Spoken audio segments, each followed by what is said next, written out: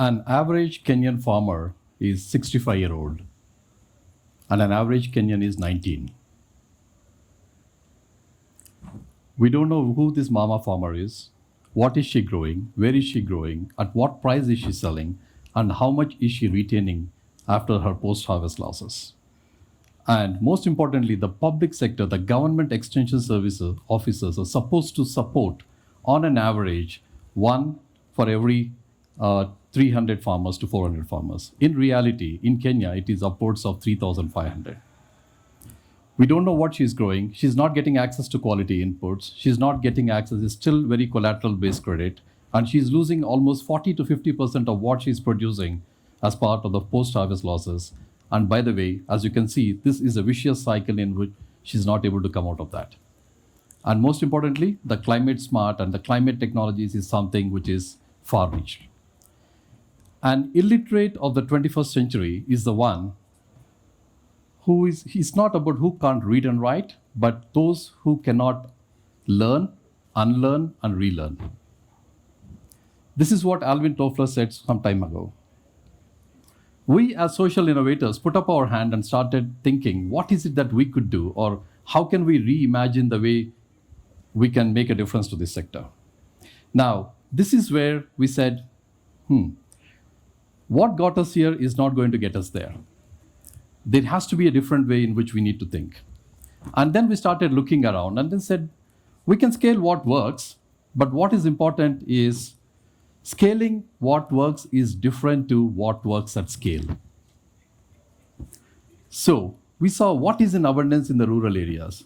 We have a lot of unemployed rural youth. And most importantly, they don't know what they don't know. They all started migrating to bigger cities. This is where we started thinking with a beginner's mind. And then we said, okay, what if we are able to invest on these young people, put them through a structured incubation process, and then see if we can groom them as agripreneurs, agriculture entrepreneurs, knowingly that they are not agronomists, they are not experts in any of these agriculture technologies. But what if each of them are able to support up to 10 to 15 groups of farmers, approximately about 200 to 250 farmers, and if they are able to provide advisory, if they are able to provide access to inputs, credit, and most importantly, markets. Now, for this to happen, knowingly that they are not agronomists, they are not experts, we had to think differently. We looked at the entire science of agriculture, and then we said, keeping in mind the reducing attention span of people. By the way, what used to be up to 18 minutes pre-COVID has come down to 3 minutes and going down to 15 seconds. That's an average attention span of people today. Everyone is becoming time poor. We said, is there a way we can actually have this agronomic content created or curated in a form and a shape in consultation with advisors and put it in a form of a small device like this? This is, by the way, a micro projector designed to work without internet, without power, and the entire, so we've actually invested and created over 10,000 plus agronomy modules in bite size, approximately 3 minutes each, and making it available for the agripreneurs to have it in their back pocket. It goes in the back pocket. And most importantly, we also said we can equip them with backpacks like this. Now, what this backpack has done for us is, as we are getting our agripreneurs ready, so we started by saying we need to reimagine the way we get these young people ready. Rural Entrepreneur Development Incubators.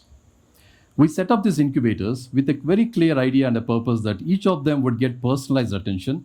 They learn with a mentor, they connect with a set of farmers and service providers, and most importantly, grow in a kind of a structured cycle. And this is where we started listening to the farmers and started building this agronomy content, which is also available in backpacks like I've shared with you, and a device like this. What this is doing is it's actually creating an environment in the most remotest areas. By the way, you can see it's beating. It's like Wi-Fi, but it's got an Intel processor inside, and the entire agronomy content and digital platform is sitting here. When I power it on out there in the closer to the farm, it creates an hotspot in the range of 40 meters, and up to 40 users can connect to this without internet. Now, all of a sudden, this has democratized the way we can reimagine and do things differently. Now, so where did we take this further from here? Now that we have access to the digital content, now we managed to kind of package and put it all together. And most importantly, getting the young people ready as agripreneurs. We then said, if each of these agripreneurs is able to use these micro projectors and are able to, on demand, in the context of a situation of a farmer, that is a farmer group sitting today and saying, hey, this is a particular pest and I want to know what I need to do. This young person is able to quickly screen the content, as you can see on the screen, and in a local language. We've done this in 10 languages, and that's just a beginning. Now, this is transformative. But from here, he's able to earn the trust of the farmer. Then he's able to now engage them, speak in the local language, and this agripreneur is from the local community, from the local village. And now we are connecting them to the markets. Now, interestingly, as much as all of these agripreneurs are going through the same program, they started doing things differently. And we started saying, how do we create an agency? How do we give them a choice? And most importantly, the dignity. 5 agripreneurs here from the same village have started doing 5 different things. Like Robert is doing biofertilizers. Now he has employed more than 15 people. And now he's selling his biofertilizers through Lena, who has an input shop. And he gives her 25% commission.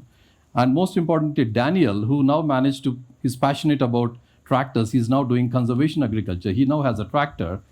And Joseph and his wife is doing seedlings, and Adam and his family are doing spraying as a service. Just between them, they're serving more than 1,500 farmers.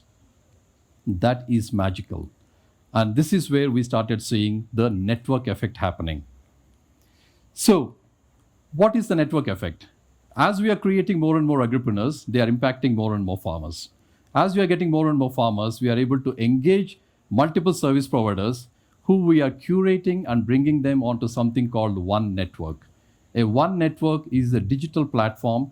By the way, we just took a bold decision to make it a digital public infrastructure so that we are able to address everybody. That is a population scale that we are addressing now. Now here you can see all the service providers are available. This young agripreneur, as he or she is able to engage the farmers, based on what the farmers want, they are able to quickly use their digital devices, put them in there, and just get the entire economic activity happening. Now, what difference is it making? World Bank has done a recent evaluation on this, and up to 65% of our farmers are women.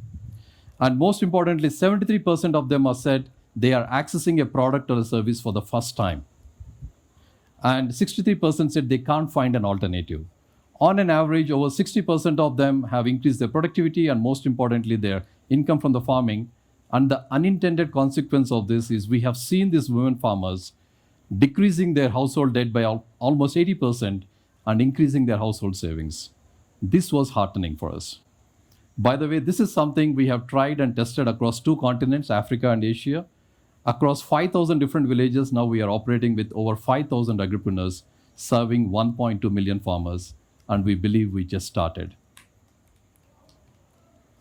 Now, by the way, if you look at this slide, the other day I asked somebody, what do you think this is? Somebody said this is peacock, and somebody said this is coronavirus. But most importantly, that's the network effect that we are seeing. Each of the green bubble there is a county, that's like a district. And each of the orange bubble is an agripreneur. And the size of the bubble shows the amount of business they're doing. By the way, in Kenya last year, just about 150,000 farmers, these young people have done more than $23 million worth of business. Now, that's what actually gave us the confidence that yes, it's about time we start reimagining scale and reimagine how we can actually do this.